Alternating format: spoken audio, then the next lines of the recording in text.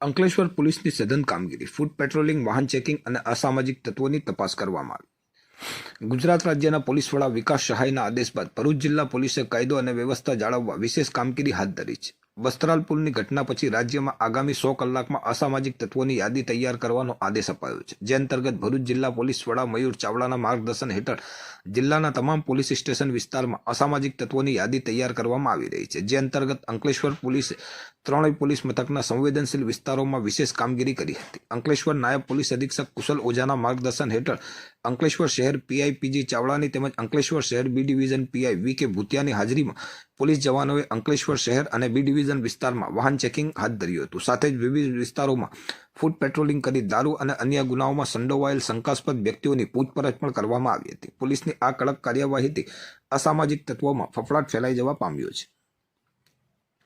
Station વિસ્તાર અંકલેશ્વર એ division તથા અંકલેશ્વર ડિવિઝનમાં અને વાહન ચેકિંગ ડ્રાઈવ તથા ફૂટ માર્ચ કરીને એરિયા ડોમિનેશનની કાર્યવાહી કરવામાં આવી, જેમાં વધુમાં વધુ પોલીસ કર્મચારીઓ અને પોલીસ જવાનો છે એ આ ડ્રાઈવમાં જોડાયા હતા અને લોકોમાં ટ્રાફિકની નિયમોનું પાલન થાય અને એનું અમલીકરણ પ્રોપરલી થાય અને એક પ્રકારનો વાતાવરણ શાંતિમય રહે તથા કાયદોની વ્યવસ્થા જળવાઈ રહે તે માટે પોલીસે આ કવાયત હાથ ધરવામાં આવી।